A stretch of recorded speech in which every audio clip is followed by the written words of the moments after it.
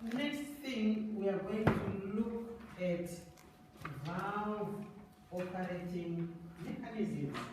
What or how are the valves operated? Got a section on the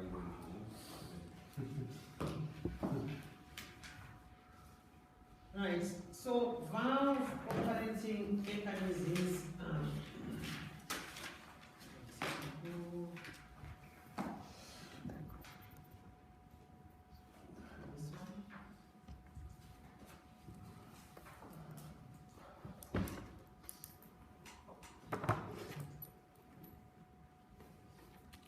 how are the valves operated?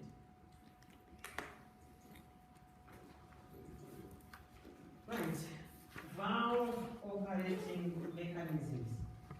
Right, remember the valves, they have to open, close, open, close, open, close, open, just like piston going down, valves will be opening, closing.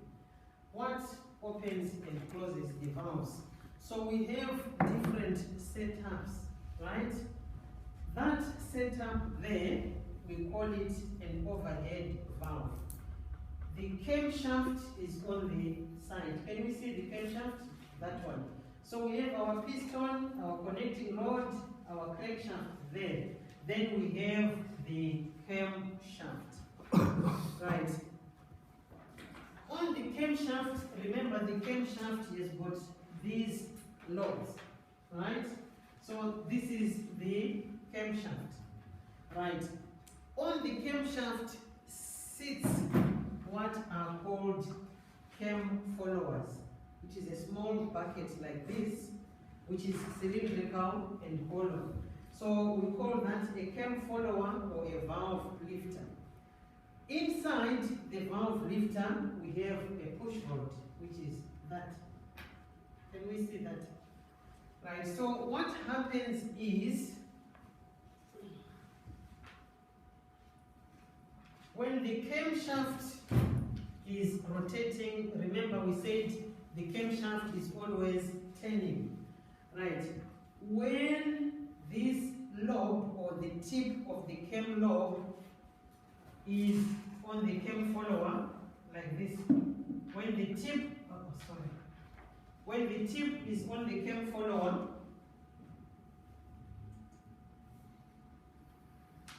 that tip will push the push rod up, right? When the push rod is pushed up, we have that rocker arm which is pivoted there and there. That rocker arm now will act on the tip of the valve.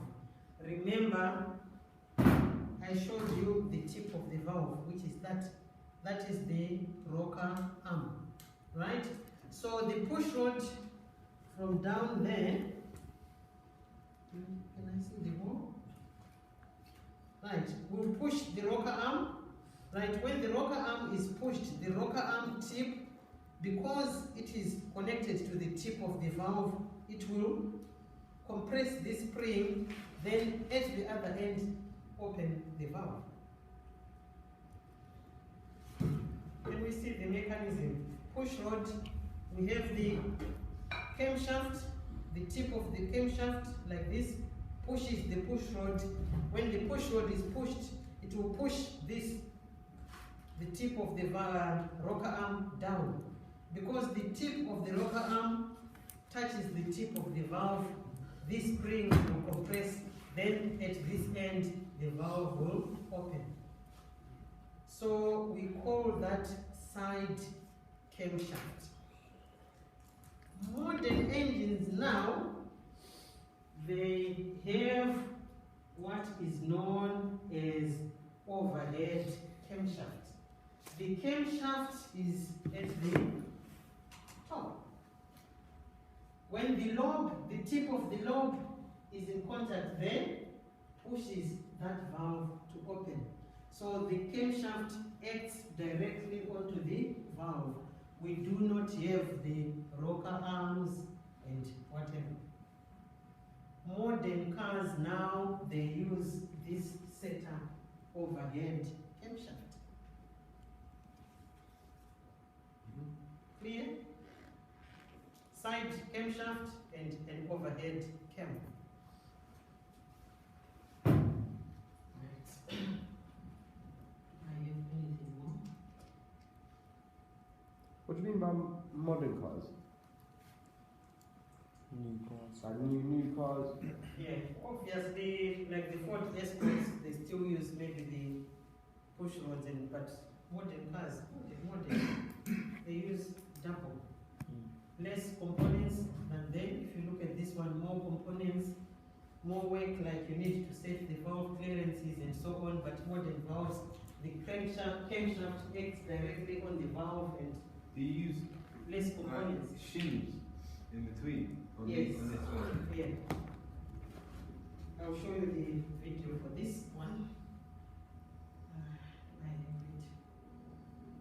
Valve operating mechanism. Right, like I was saying, that example, double overhead, 2 camshafts. One camshaft might be operating the inlet valve. The other camshaft will be just opening the exhaust valve. So we can have camshaft for intake valves and camshaft for exhaust valve. Remember, I said the function or the purpose of the camshaft is to open the valve. So double overhead camshaft.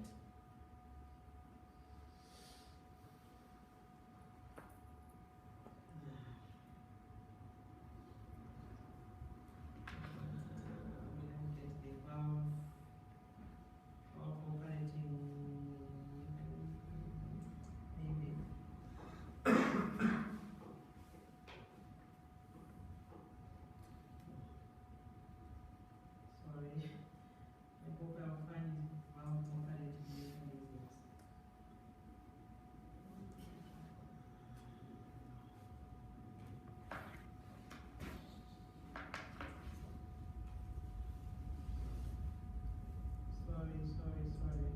But are we clear on the 2 setups? Yeah. I have to check which one will do.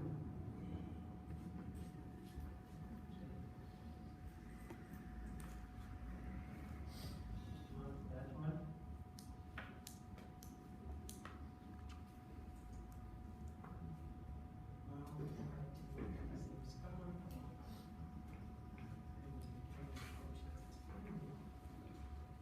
I'll try this one.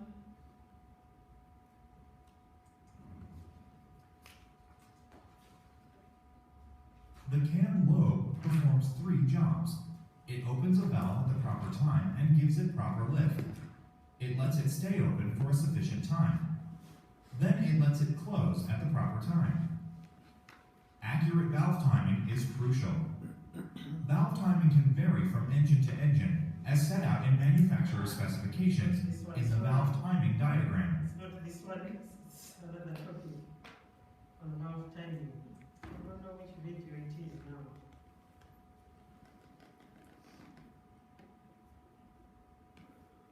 I'll have to check which video it is for the next session.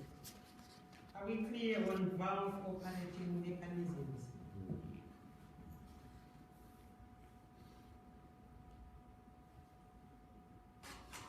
I can see some sad faces. Oh, Sorry? Nathaniel, are you okay up to where you are? okay? Hmm? I don't know. Yeah, we have talked about how the valves open, how they I'm close, hungry, what man. I need to opens eat the valves, 2 types of valve operating mechanisms, You get it? how the camshaft works to open the valves. Are you okay with that?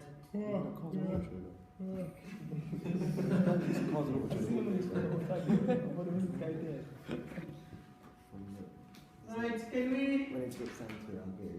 talk about next thing or? Hmm? Not today. I'm going for a ride. Anyway, You're going rough, yeah? right, so before, You're going rough in the Range Rover. Like I'm the pimp. Right, maybe before we go, some few questions.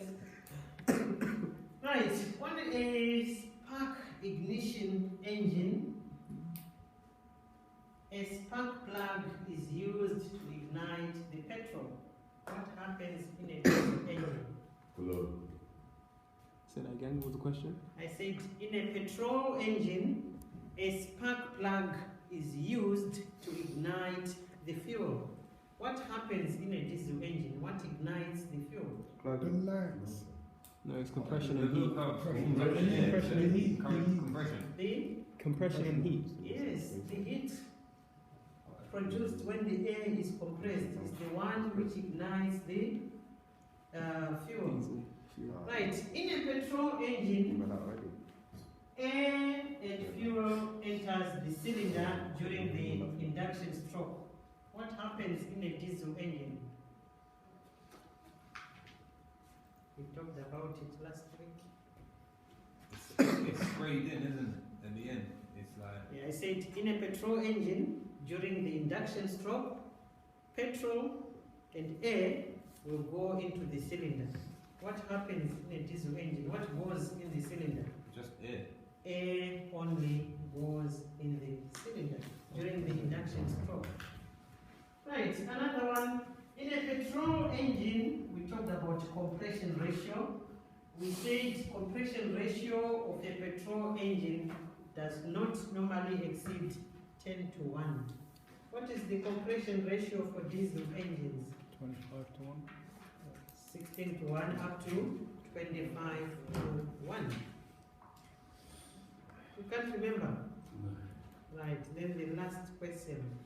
We should have had it on What paper is the written down. difference between a naturally aspirated engine and a turbocharged engine?